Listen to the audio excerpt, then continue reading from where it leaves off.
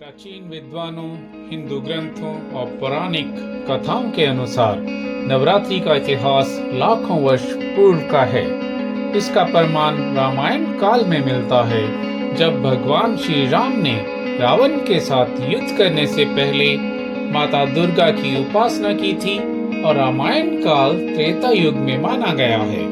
महाभारत में भी महाशक्ति की पूजा का वर्णन मिलता है, जो नवरात्रि से जुड़ा हुआ है। पुराणों में भी नवरात्रि की उत्पत्ति और महत्व का उल्लेख देखने को मिलता है। इस दौरान 9 दिनों में अलग अलग देवियों की पूजा की जाती है, जिन्हें नवरात्रि की 9 शक्तियां कहा जाता है। अगर नवरात्रों की पूजा विधि की बात करें तो नवरात्रि के पहले दिन व्रती को जल्दी उठ जाना चाहिए, क्योंकि स्नान इत्यादि के अलावा पूजा के लिए जगह शुद्ध करना, माँ दुर्गा की मूर्ति या तस्वीर का आसन स्थापित करना, माता को अक्षत, सिंदूर, लाल पुष्प, फल, मिठाई आदि अर्पित करने में समय लगता है। कुछ लोग अखंड ज्योत जलाने के साथ अनाज भी उगाते हैं, परंतु अधिकांश लोग अपने द्वारा स्थापित मंदिर में धूप, दीप, पूजा अर्चना व आरती करते हैं। कुछ क्षेत्रों में तो गरबा और दांडिया का भी आयोजन किया जाता है। नवरात्रि में विभिन्न तरह के पाठ किए जाते हैं, जिनमें दुर्गा सप्तशती, दुर्गा स्तोत्र, चंडी पाठ और देवी महात्माएं प्रमुख हैं। ये देवी दुर्गा की शक्ति एवं महिमा का वर्णन करते हैं। नवरात्रि में नवार्न मंत्र एक महत्वपूर्ण मंत्र माना गया है, जो विशेष फलदायक होता है। नवरात्रि में खाने का विशेष महत्व होता है, क्योंकि नवरात्रि का आधार ही व्रत है।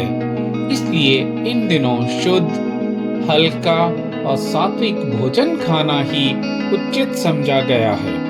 इस दौरान शराब, तंबाकू, मांसाहारी भोजन इत्यादि पूरी तरह से वर्जित है। कुछ लोग तो बाल, दाढ़ी, नाखून काटने से भी परहेज करते हैं और ब्रह्मचर्य का पालन करने को भक्ति भाव मानते हैं। बहुत लोगों को महानवमी, रामनवमी और दुर्गा पूजा में स्पष्टता नहीं है। वे इन तीनों को एक ही समझते हैं, लेकिन ऐसा नहीं है।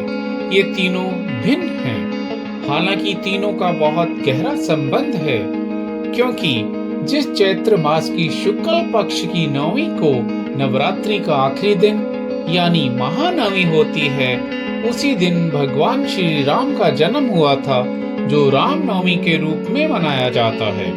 इसलिए इन दोनों में गहरा संबंध है। यहाँ तक दुर्गा पूजा की बात है, यह पश्चिम बंगाल और इसके आसपास के क्षेत्रों में नवरात्रि के आखिरी 4 दिनों तक मनाया जाता है। कुछ लोग नवरात्रि का समापन दुर्गा अष्टमी और कुछ लोग दुर्गा नवमी पर करते हैं। यह पूर्णतः विभिन्न क्षेत्रों के प्रादेशिक परंपराओं के कारण है, जो व्यक्तिगत विश्वास पर निर्भर करता है। मान्यताएं हैं कि जो भी भक्त श्रद्धा से नवरात्रि व्रत और पूजन करता है, उसे देवी की शक्ति और सामर्थ्य की प्राप्ति होती है। रोग, शोक, अशुभता और दुर्भाग्य से मुक्ति भी मिलती है। कार्यों में सफलता और प्रगति होती है। उसका न सिर्फ आध्यात्मिक विकास और आत्मज्ञान बढ़ता है, बल्कि मोक्ष की प्राप्ति भी होती है।